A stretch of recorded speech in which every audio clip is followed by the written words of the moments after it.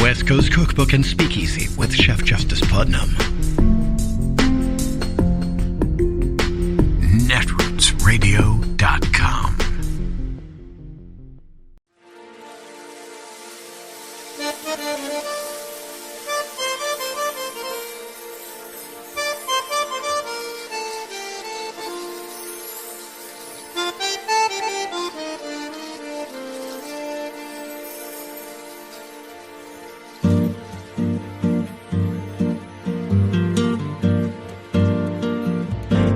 Je voudrais du soleil vert, des dentelles et des théières,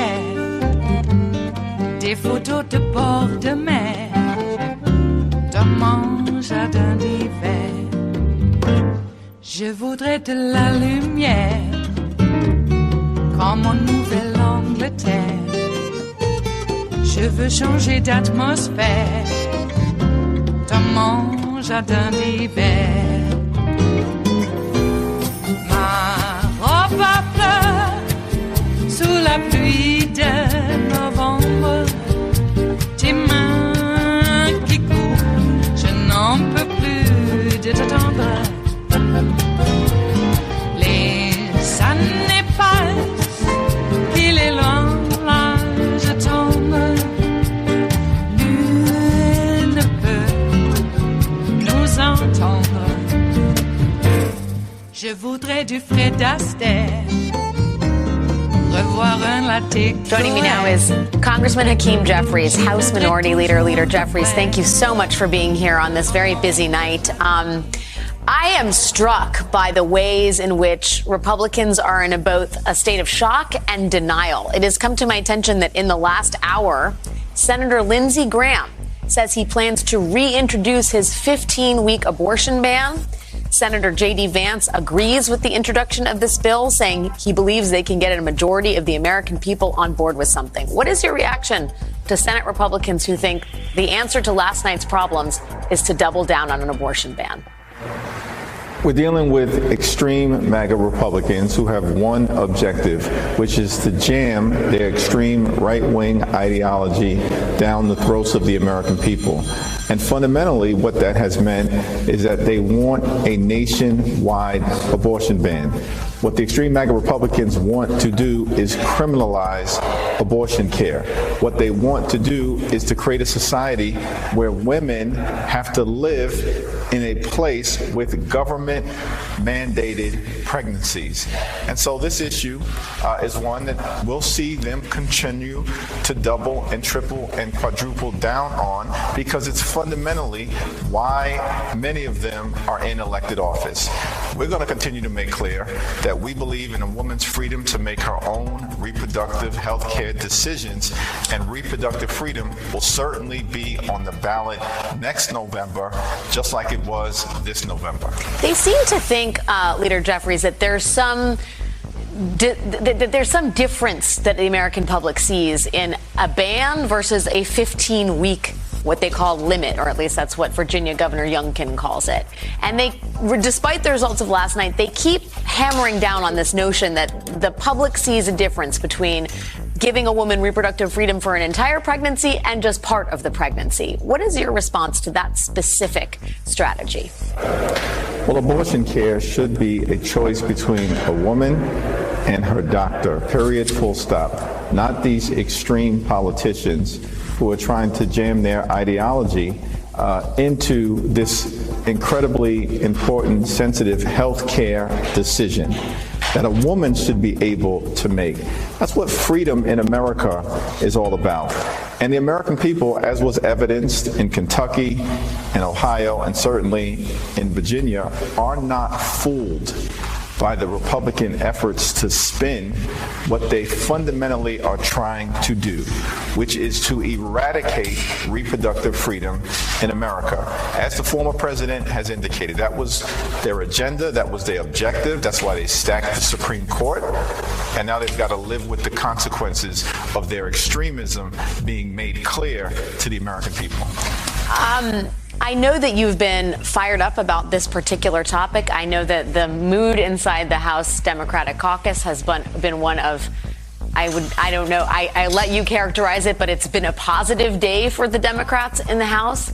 But I do have to ask you, because there has been some certain amount of hand-wringing among Democrats nationally about President Biden's chances. And I wonder how much you think the results of last night are inextricably linked to President Biden, or whether those results are more a testament to the strength of the Democratic Party platform. Well, President Biden continues to be underestimated, and President Biden continues to exceed expectations. He's not just the leader of our country, the leader of the free world, but he's the leader of the Democratic Party. But yet, what we've seen under President Biden's leadership governmentally is incredible things being done for the American people. We're going to have to lean into that and, of course, articulate that we will continue as Democrats, led by President Biden, to put people over politics, but also to point out that President Biden will be on the ballot. He supports reproductive freedom. He supports Social Security and Medicare. He supports democracy. He supports building an economy from the middle out and the bottom up. And whoever appears on the ballot on the other side of the aisle is just going to try to jam their extreme ideology down the throats of the American people. There will be a clear contrast, we believe, with President Biden at the top of the ticket. And as he has consistently shown, we will do what is necessary to win electorally and to continue to deliver results for the American people. I just want to hang on something you just said. You said we need to lean into the president's accomplishments. What does that practically mean to you? Well, we, of course, have been busy governing in the previous Congress, producing big results for the American people, but we need to talk about what we've been able to do. Clean water in every single community, infrastructure, gun safety legislation for the first time in 30 years, the CHIPS and Science Act, which brings domestic manufacturing jobs back home to the United States of America. Certainly through the Inflation Reduction Act, dramatic investment in combating the climate crisis and lowering the price of insulin to $35 per month. It's important that we talk about these accomplishments, not to say to the American people, reward us, but we do want to be able to articulate what we've done to say, trust us.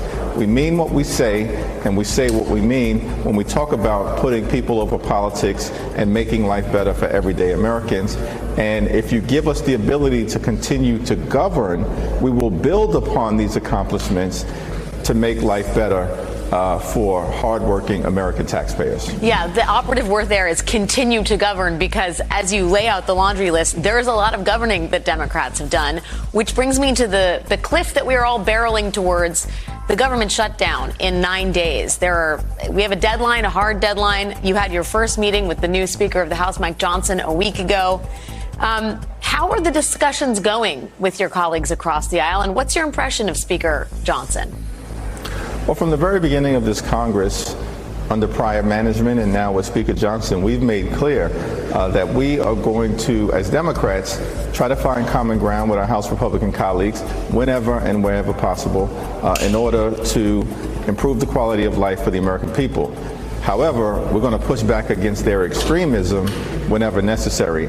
And one of the ways in which we've seen their extremism manifest itself throughout this year and in prior years is the Republican attempt to shut the government down or to try to extract these extreme policy proposals that they know they can't otherwise achieve through the normal legislative process. And as has been the case in past years, we are not paying a single extreme Republican ransom note.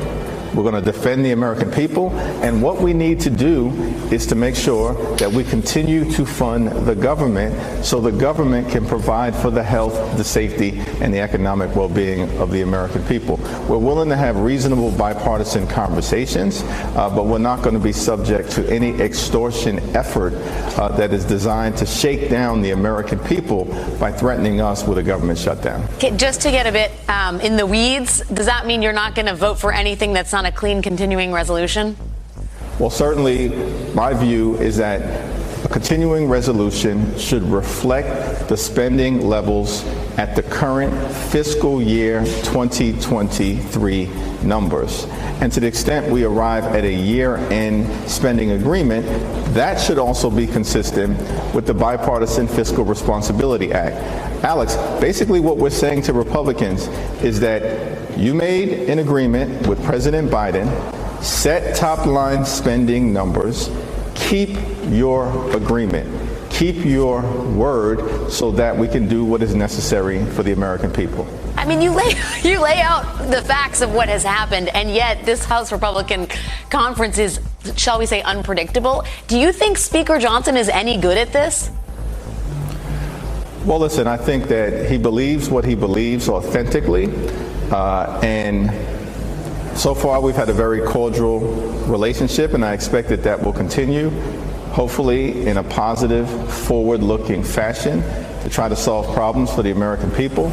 But there is a clear blue line in the sand that we will continue to draw in terms of some of their extremism. We're not going to let them cut Social Security and Medicare. We're not going to let them undermine reproductive freedom. We're not going to let them blow up our democracy. And we're going to try to make sure we are building an economy that works for the middle class and all those who aspire to be part of it. And if they're willing to meet us in a bipartisan way in that space, then we can really make some positive changes for the American people. I got to ask you one more question, because we focus a lot on the infighting inside the House Republican Conference, but there's most certainly been a fracture inside the House Democratic Congress over Israel and Hamas and what is happening in Gaza.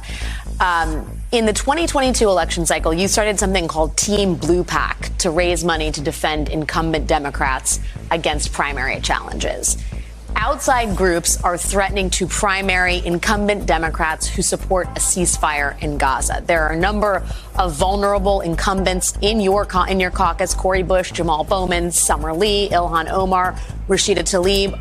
Are you going to dedicate resources to defending those Democratic incumbents? Many of those individuals are people who I've clearly indicated I'm going to support.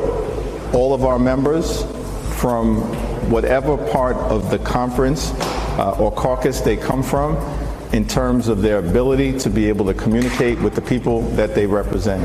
That's what House Democratic leadership has traditionally done. That's what House Democratic leadership should continue to do. So that's a yes? Absolutely. It is Thursday, the 9th of November of 2023, and you are in West Coast Cookbook and Speakeasy. I am your chef de cuisine, Justice Putnam. Gunner, the English Bulldog, is our snoozing sous chef. Precious, the little Yorkie, is our door girl, and she will be seating you directly for our especially special daily special, Metro Shrimp and Grits Thursdays. A little bit of jambalaya, a little bit of spice in your life. Yes, just a little. Too much, and it might be too much. You know what they say, and they say it a lot. Okay, so how are you on this fine Thursday morning? Yeah, right. Oh, I should add or remind folk the recipe, my recipe for Metro Shrimp and Grits for Thursdays is on the show notes and links diary, which I will go into at length later on after this little spiel. That's how we do it. Okay. Anyway, how are you today? I did a little bit of digging. Some people were gloating. Oh, yeah, we got some results for the local elections and such. The one being here about term limits. And I explained that the reason that we were trying to get rid of term limits here is because, well, people aren't running. People are getting old. People can't afford to do work for government because it doesn't pay. And they have to move elsewhere. They got to go to where they're working. We've had 2 mayors. People are in such a dire need. We need new blood. You get somebody in there and they quit after a year and a half. Happened twice. Since I've been living in, my mom and I have been living here in town. And that's going on 7 years now. So, losing 2 mayors in 7 years, you think about their terms, and they can't even do a fraction of their terms. So then what we are pressed to do is then press the former mayor into service. And what they had done before is they had to do this kind of like musical chairs thing by sitting on the council for a little bit, or sitting on the planning commission or the zoning board. And then, even then, they couldn't fill all of those positions. It's not easy running a city, a town. We're not that small, So anyway,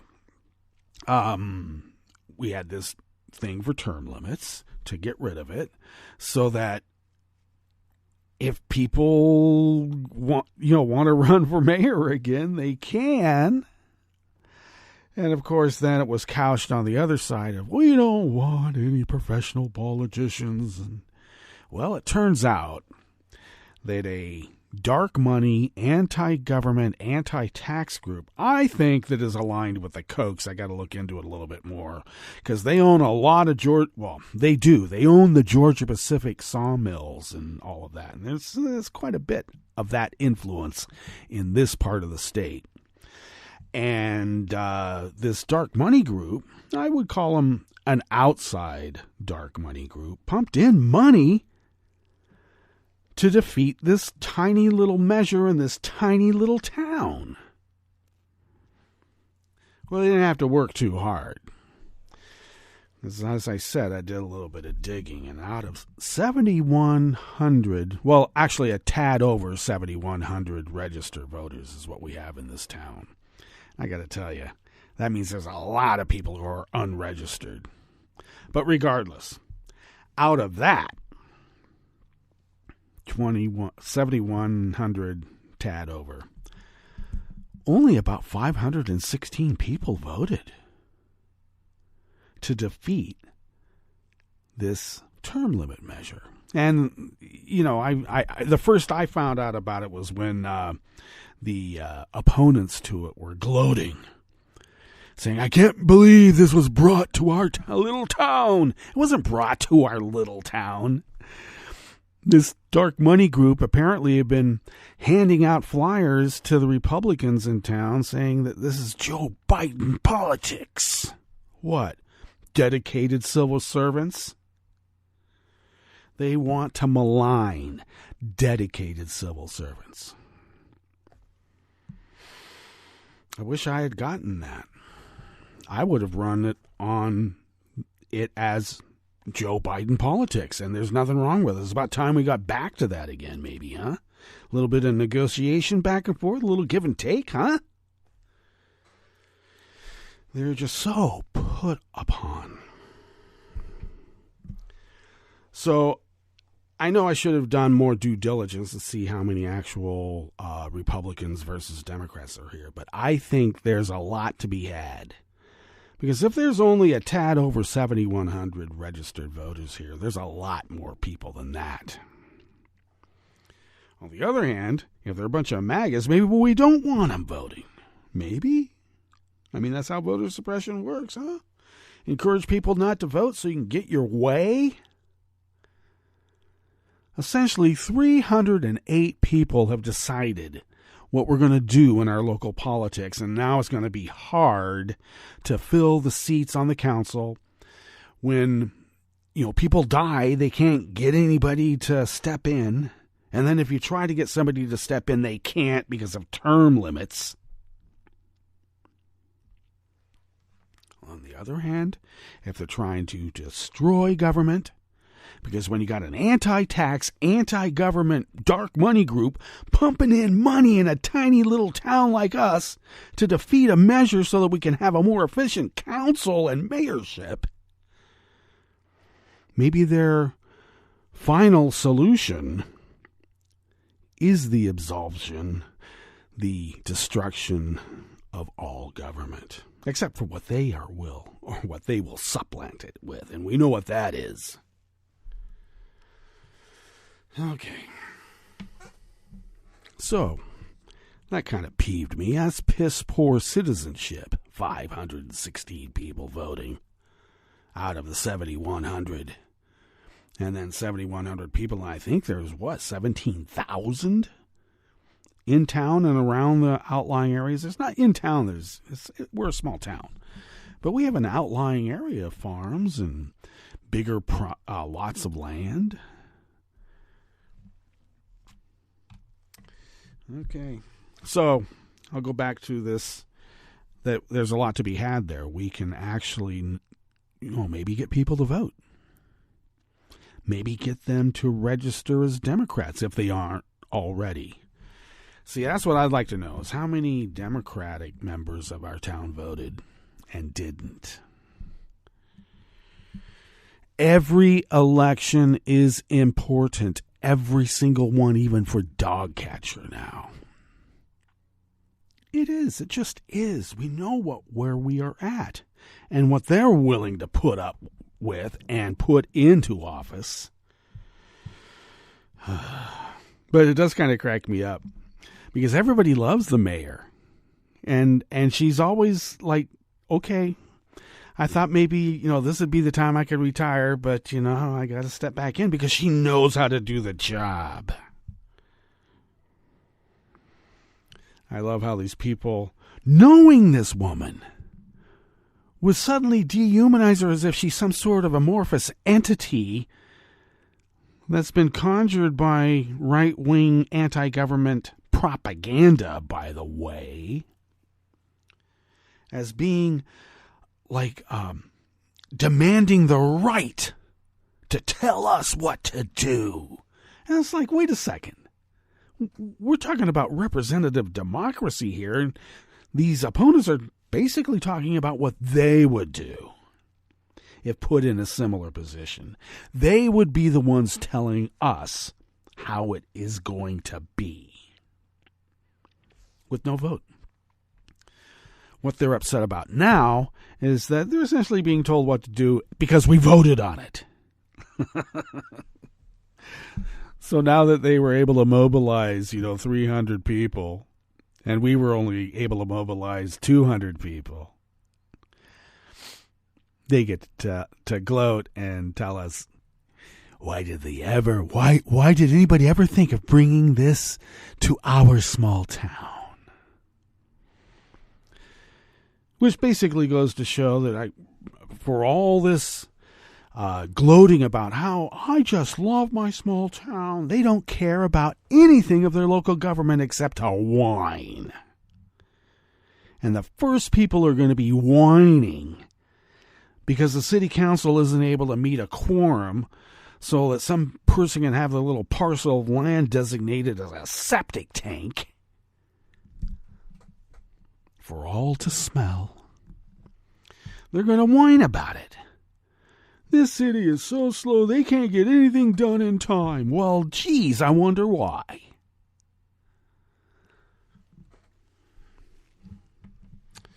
Okay. At least I have some, like-minded folk who have expressed the same sentiment. That indeed, as in every time, the first people whining will be the ones who were just gloating about how they were able to defeat a way to make government work a little bit better. Because government is the problem, and they are going to make sure it is so. And they needed dark money from outside the area to get it. Okay. But that's Joe Biden politics that they were fighting, so it's okay. My God. Joe Biden, who had to survive the tragedy of losing his wife and daughter, and then his 2 young sons, damaged almost beyond repair, where they almost died in the hospital, and where he was infirmed for months and months and months himself. In his mid-20s, while just beginning to hold office. And how he rode a train every weekend to be with his boys from D.C. back home every weekend. We read about it. We even they would make mention of it every now and then. usually under the auspices of, maybe Amtrak going on strike or whatever. No, Joe Biden, what do you think about not being able to get home in time? And he was pro-union, right? But I think of all the sacrifices and all the tragedy he went through. And he goes to Mass. I got to tell you, multiple times a day, he kind of reminds me of my grandma. Because when we call somebody devout, yeah, they're going to Mass with the priests and the nuns. And that doesn't happen just on Sunday. Let me tell you. A pious man. A dedicated public servant. And he is evil. And yet, the thrice married libertine, who has been convicted multiple times for fraud, usury. How many casinos did he bankrupt? I mean, he had casinos. And he bankrupted them because he was stealing, dipping off the top. Or is that skimming? Yeah, skimming off the top. Dipping's a little bit different. What else? Oh, he had like an underage modeling agency that he could pick and choose from, and beauty pageants of teenage girls that he said on TV for all to hear. Well, I'm the owner of the pageant. I can go do anything I want to, so I just go in there and sit among all these pretty young girls in various forms of undress. Oh, that's Donald Trump. Isn't that cute? He's a rich boy, so it's okay. And then he got Burnett, making him into some sort of cartoon businessman, and people fell for it. I don't know. Some people are able to be brainwashed, and some people aren't. And I'll tell you that the people who watched that show tended to be brainwashable. Let's put it that way. So I looked at that show. Well, hell, let me back up. I read The Art of the Deal, and I thought, what a crock of bull. I got to tell you, he had his ghostwriter put in there for all to read, because I had friends I had to argue with about not doing this. Keeping 2 books. One for the tax man, one for the bank.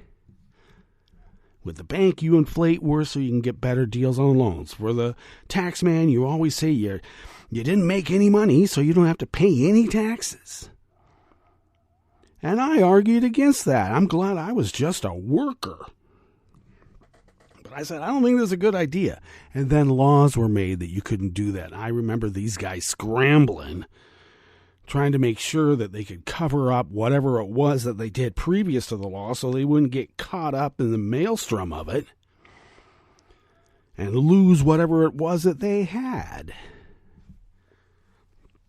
Well, they got it by subterfuge, so I got to tell you, I didn't have very much empathy for them.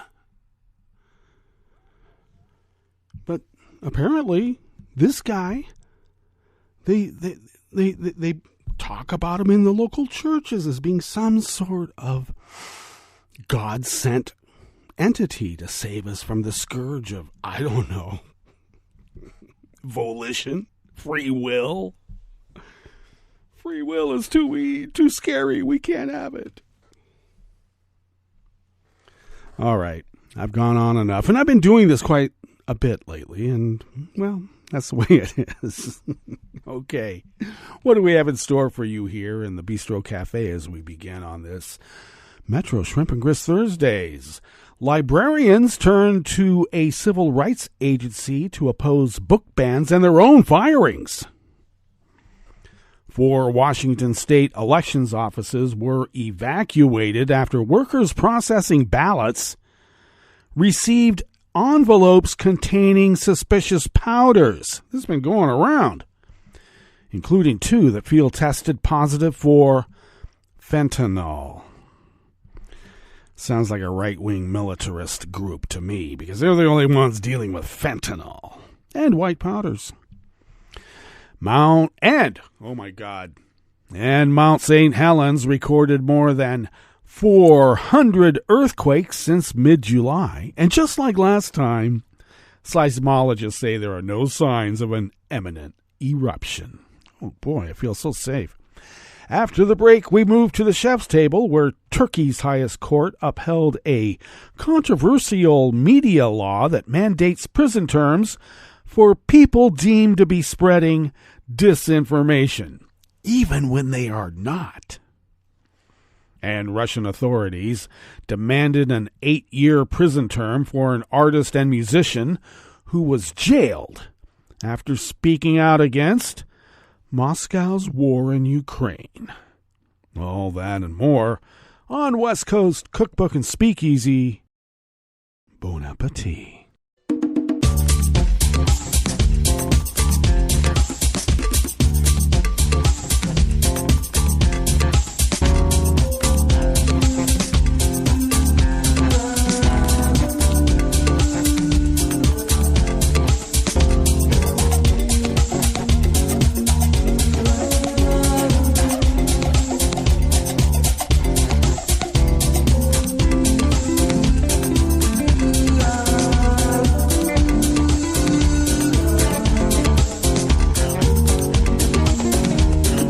The bottom of our homepage at netrootsradio.com. To the right of the page is the chat room link, monitored by Kelly Lincoln. Thank you, Kelly.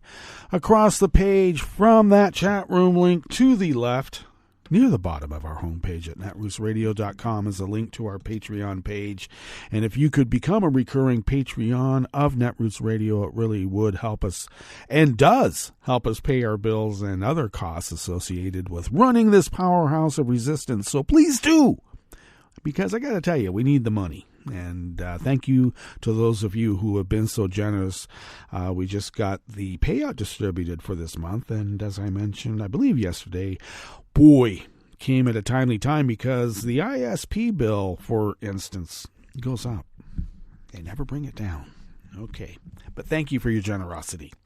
If you would like to follow Netroots Radio on Twitter, Mastodon, Spoutable, Blue Sky, you can do so, even on Facebook at Netroots Radio. So do that. Tom takes care of those. Thanks, Tom.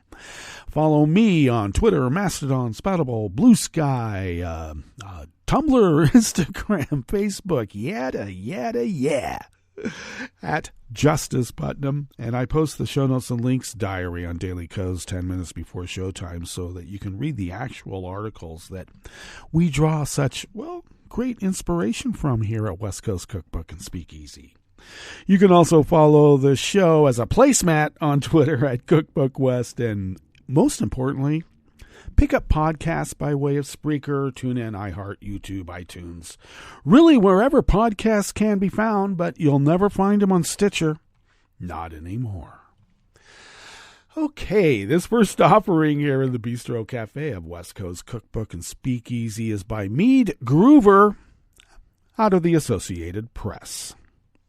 She refused to ban books, many of them about racism and the experiences of LGBTQ plus people, and for that, Suzette Baker was fired as a library director in a rural county in central Texas.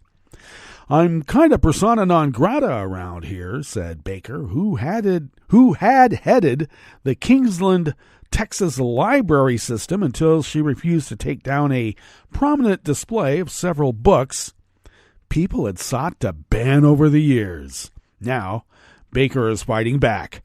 She and 2 other librarians who were similarly fired have filed workplace discrimination claims with the U.S. Equal Employment Opportunity Commission.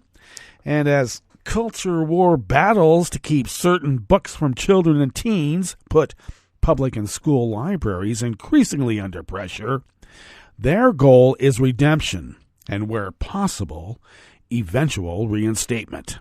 So far, it's a wait and see whether the claims will succeed and set new precedent in the struggle between teachers and librarians around the country who oppose book bans and conservative activists who say some books are inappropriate for young minds. Okay, tell your kid not to read them, you stupid brats. The fight has involved a record number of book banning efforts. Some libraries cutting ties with the American Library Association, which opposes book bans, and even attempts to prosecute librarians for allowing children to access books some consider too graphic, like Jane Eyre. Brookie Parks, who was fired for standing up for programs on anti-racism and LGBTQ plus stories she organized for teens at the Erie Community Library north of Denver, won a $250,000 settlement in September. Reached through the Colorado Civil Rights Division, the settlement requires her former employer to give librarians more say in decisions involving library programs. That sounds like, I don't know, evolved. Park's settlement with the High Plains Library District capped a stressful 8-month period without work when community donations helped her avoid losing her home. And it will likely resolve Park's claim with the EEOC, said her attorney, Iris Halpern, who represents the 3 librarians. I just wasn't going to back down from it. It was just the right thing to do, said Parks, now a librarian at the University of Denver. After her firing in 2022, Baker filed an EEOC claim against her employer, the Llano County Library System in Kingsland, Texas. And in September of 2023, Terry Leslie, executive director of the Campbell County Public Library System in Gillette, Wyoming, filed a claim over her firing last summer. Halpern, with the Denver firm Ratad Mohammadi, compared the wrongful termination claims to civil rights era legal battles. It is honestly sad that we've gotten to this point, but history is a constant struggle and we have to learn from our past, she said.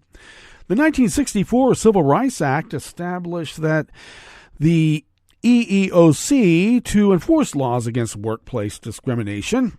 One legal expert thinks the librarians might be able to prevail on the grounds that, under those laws, employees may not be discriminated against for associating with certain classes of people. With any case, the devil can be in the details in terms of how the facts come out and what they present, but there are definitely actionable claims, said Rutgers University law professor David Lopez, a former Equal Employment Opportunity General Counsel. An EEOC investigation can take over a year after that. The EEOC may attempt to reach a settlement with the employer out of court, sue on the employee's behalf, or issue a letter saying the employee has grounds to sue on their own. The librarians have not received a response from the commission yet, and none is expected before the end of next year.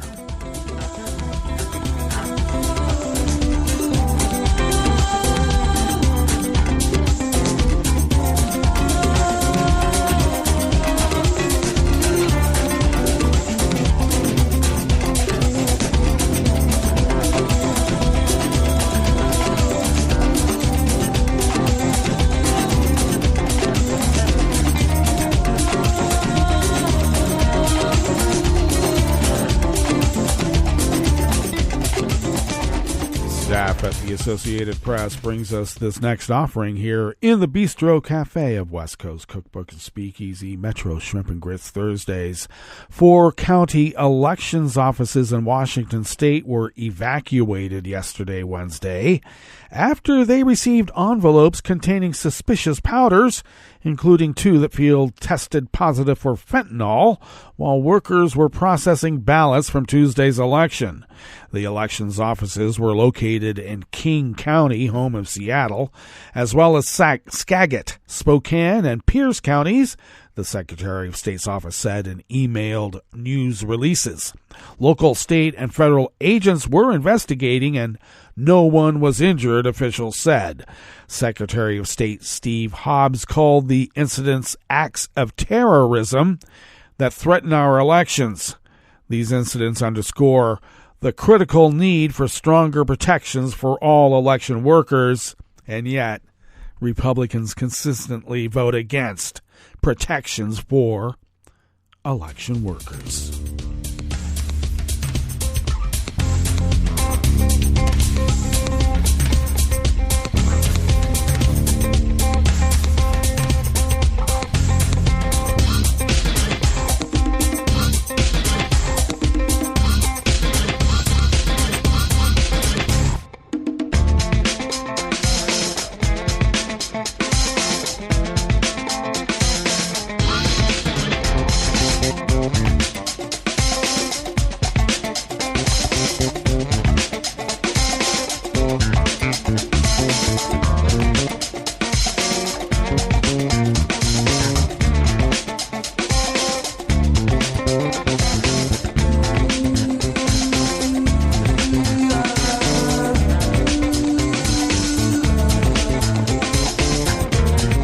Associated Press staff brings us this final offering here in the Bistro Cafe of West Coast Cookbook and Speakeasy. More than 400 earthquakes have been detected beneath Washington's Mount St. Helens in recent months, though there are no signs of an imminent eruption according to the U.S. Geological Survey. Most of the quakes over a 3-month span beginning in mid-July were less than magnitude 1.0 and too small to be felt at the surface. Small magnitude earthquakes detected with sensitive equipment signal a volcano is recharging as magma flows through chambers and cracks deep underground. Wes Thalen, a volcano seismologist with the agency's Cascade Volcano Observatory, told the Columbia newspaper. From late August to early September, scientists observed about 40 to 50 earthquakes a week, a number that has fallen to around 30 a week.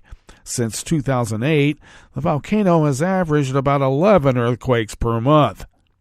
While swarms of earthquakes occurred in the late 80s and early 90s, none directly led to volcanic eruptions.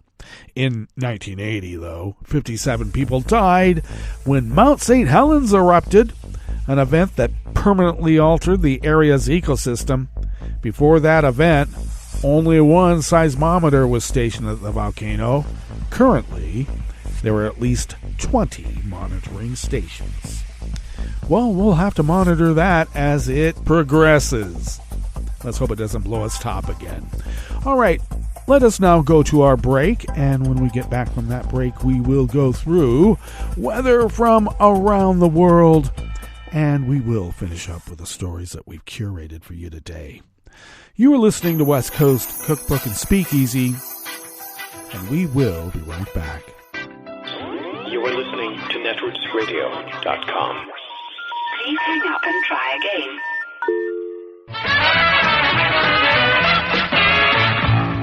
From a point at sea to the circles of your mind, a new force is at work for planetary transformation. New radio for a new Earth.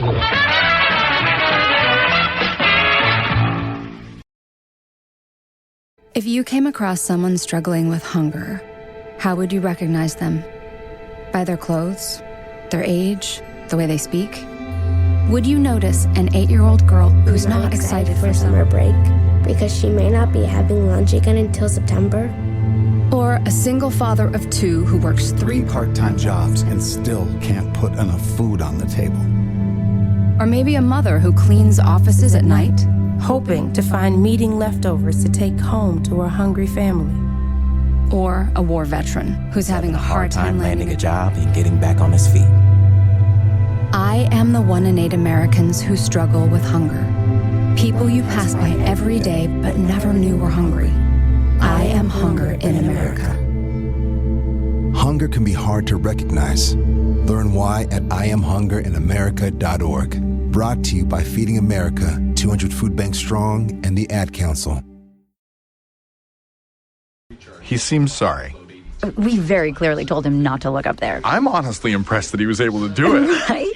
What, did he balance on that big chair? Yeah, I mean, I guess he'll just know what his gifts are this year. I really thought we had hidden them well. If they can find their presents, they can find a gun. 911, what is your emergency? Every day, 8 kids and teens are unintentionally killed or injured by loaded and unlocked guns. Learn how to make your home safer at endfamilyfire.org. Brought to you by the Ad Council and End Family Fire. Hi, it's Tom.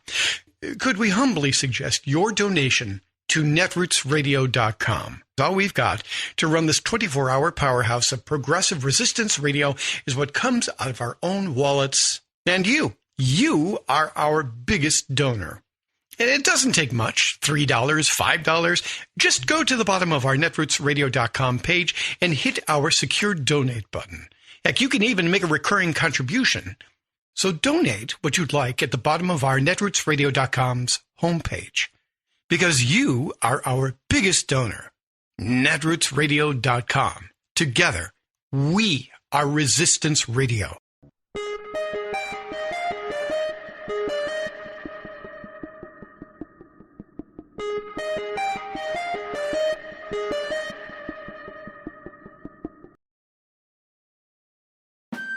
You're listening to the American Democracy Minute, keeping your government by and for the people. In defense of two restrictive voting laws, the state of Kansas argued to the Kansas Supreme Court Friday that voting is not a fundamental state constitutional right, as an appeals court had ruled.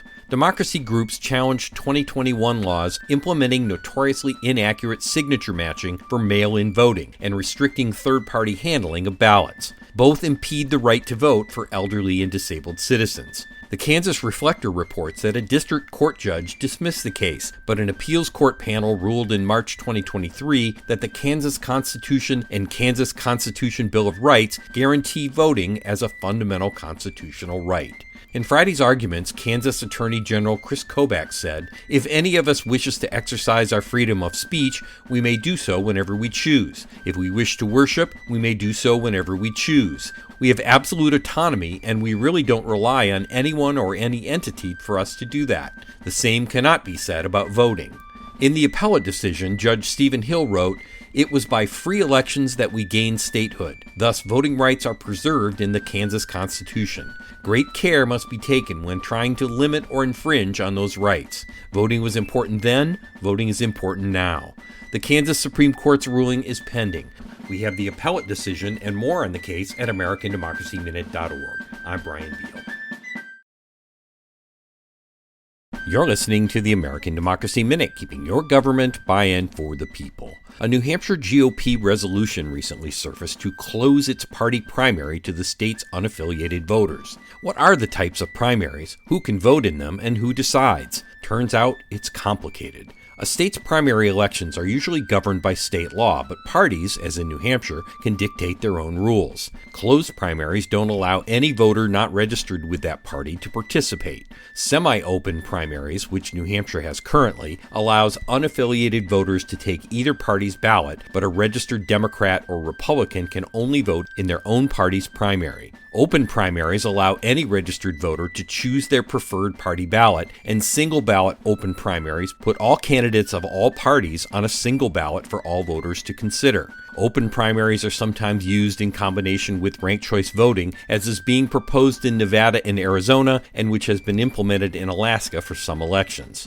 The National Conference of State Legislatures also identifies other flavors as well, such as partially open and partially closed. An April 2023 Gallup poll found 49% of Americans now identify as independent voters. So movements to close primaries to unaffiliated voters have become a headache for party leaders courting independents to support their candidates. More on that in an upcoming report. We have more on the types of primaries at AmericanDemocracyMinute.org. I'm Brian Beal.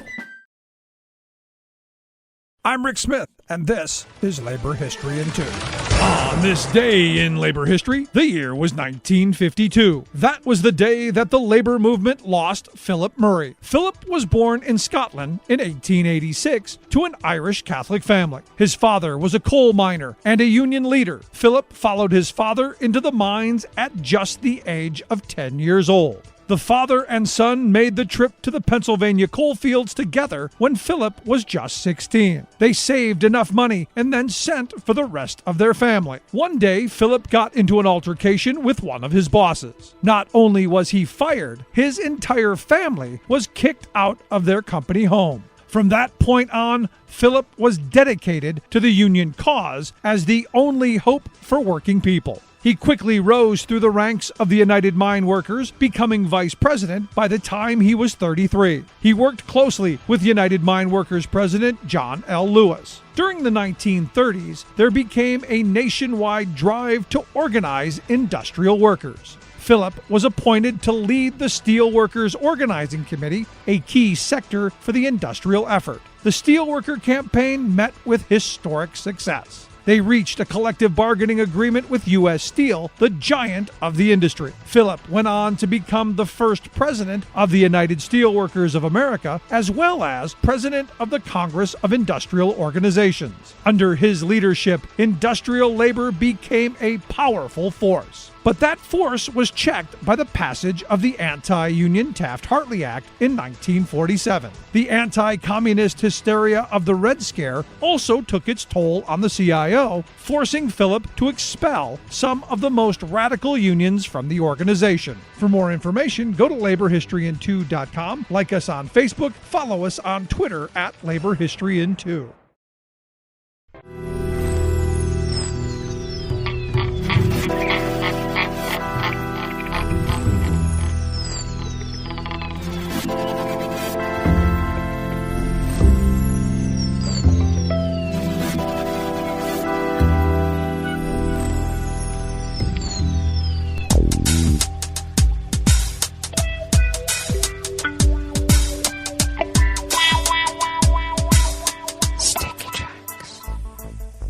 Thank you for accompanying us here to the Chef's Table at West Coast Cookbook and Speakeasy, Metro Shrimp and Grits Thursdays. A little bit of jambalaya, a little bit of spice in your life. We always begin weather from around the world along the banks of the Rogue River, in the Rogue River Valley of Southern Oregon on the west coast of the continental United States of America, because there's lots more of us where we come from, where it is currently 35 degrees Fahrenheit under foggy conditions. Cloudy later on with winds light and variable, and rain showers in the afternoon through the evening with overcast skies overnight. Winds light and variable. Looks like we'll get just something a little less than a quarter inch of rain overnight, which sounds pretty, well, doesn't seem like little for around here. Mostly cloudy skies tomorrow with highs around the mid-50s, which is what we will have today too, highs around the mid-50s. Ragweed pollen is back in the picture and is rated low. The air quality index for the region is in the good range at 37 parts per million, and that daytime UV index is low and ticked up one level to level 2. Barometric pressure is falling at 30.26 inches. Visibility is at 1.5 miles. And relative humidity is at 97%. Weather from around the world is brought to you by a crowd of crowdsourced weather stations that a crowd crowdsources from around the world, and that is the Weather Underground. London is 51 degrees with rain. Paris is 52 degrees with rain shower and an advisory for disruption due to a wind, and they mean heavy wind. Rome is 63 degrees and partly cloudy, and they are under the same advisory for heavy wind. Bagram is 48 degrees and clear. Kyiv is 45 and partly cloudy. Hong Kong is 78 and fair. Tokyo is 64 degrees and mostly cloudy. Melbourne, Victoria, Australia is 60 degrees and clear. San Francisco, California is 49 and partly cloudy. Chicago, Illinois is 46 degrees and sunny. And New York, New York is 55 degrees Fahrenheit and cloudy. And that is weather from around the world, brought to you by a crowd of crowdsourced weather stations that a crowd crowdsources from around the world.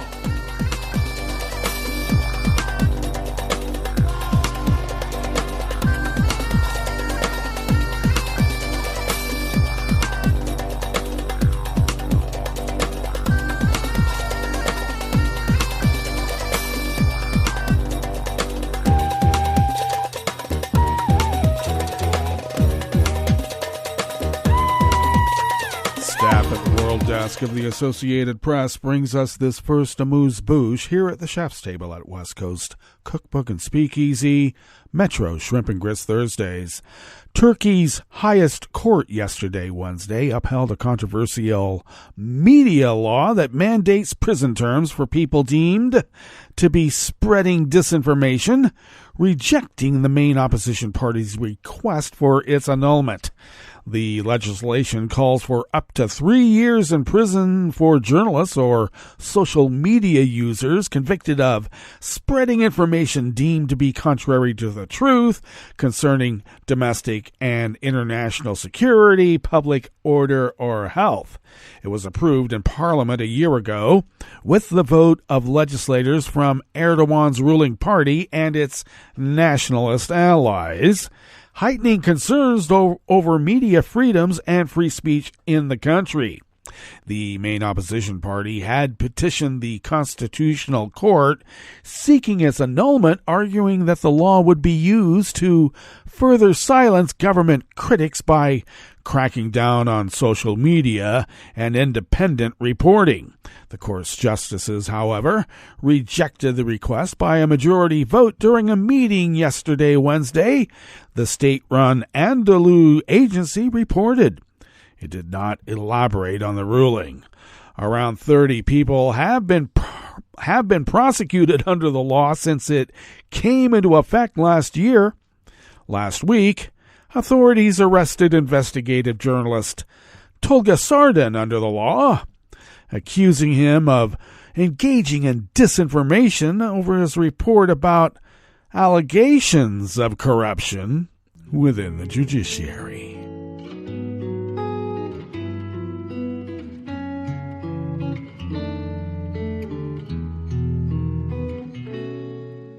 Je te donne c'est mon amour pour la vie entière.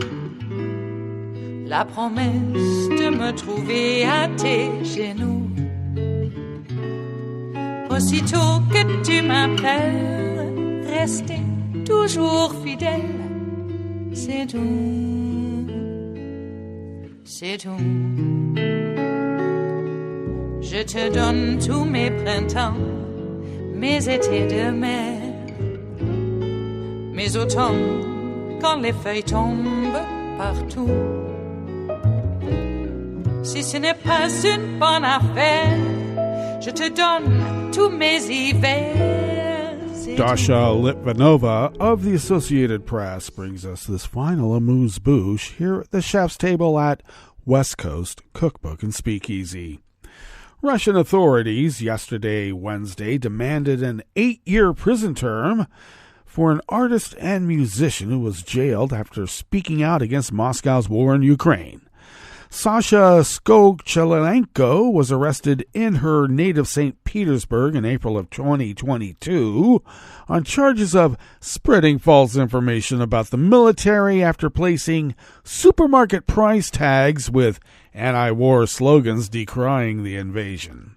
Her arrest took place about a month after authorities adopted a law effectively criminalizing any public expression about the war in Ukraine that deviates from the Kremlin's official line. The legislation has been used in a widespread crackdown on opposition politicians, human rights activists, and ordinary Russians critical of the Kremlin, with many receiving lengthy prison terms. Skokchelenko is on trial, and the prosecution delivered closing arguments yesterday, Wednesday, asking the court to convict her and sentence her to 8 years in prison.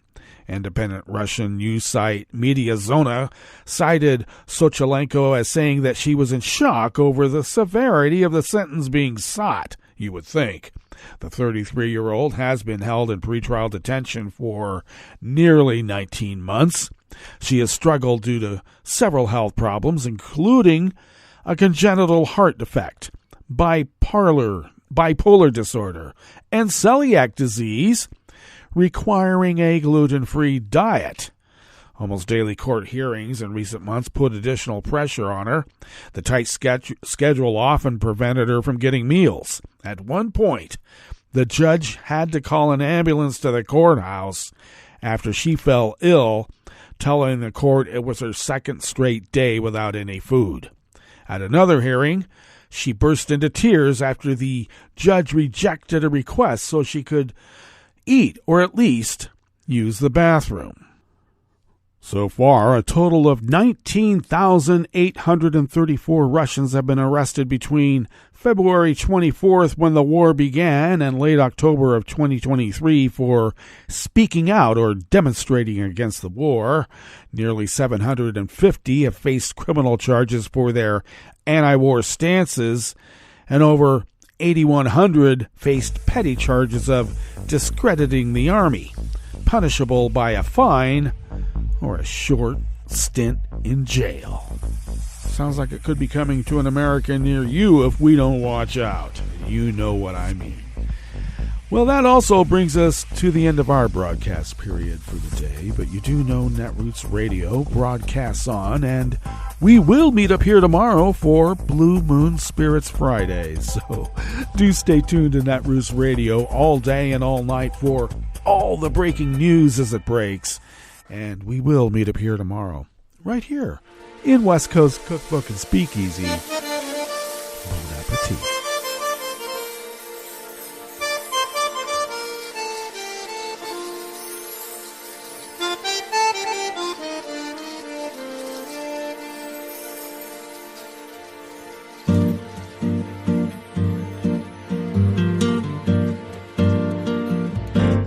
Je voudrais du soleil vert, des dentelles et des théières, des photos de bord de mer, dans mon jardin d'hiver. Je voudrais de la lumière, comme en Nouvelle-Angleterre. Je veux changer d'atmosphère, dans mon jardin d'hiver. Ma robe à fleurs, sous la pluie de novembre, tes mains qui courent, je n'en peux plus de t'attendre. Les années passent, qu'il est loin, là je tombe. Nul ne peut nous entendre. Je voudrais du Fred Astaire, revoir un latte Goël. Je voudrais toujours te plaire, dans mon jardin d'hiver.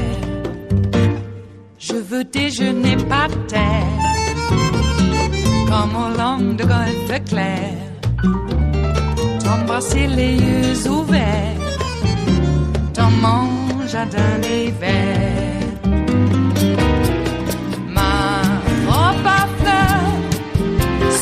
Pluie de novembre, tes mains qui courent, je n'en peux plus de t'attendre. Les années passent, il est loin, là je tombe. Nul ne peut nous entendre. Ba-da-da-dum-di-da-dum. Ba-da-da-dum-di-da-dum. Ba-da-da-dum-di-da-dum. Dans mon jardin d'hiver. Ba-da-da-dum-di-da-dum. Ba-da-da-dum-di-da-dum. Ba-da-da-dum-di-da-dum. Dans mon jardin d'hiver. Dans mon jardin d'hiver. Dans mon jardin d'hiver.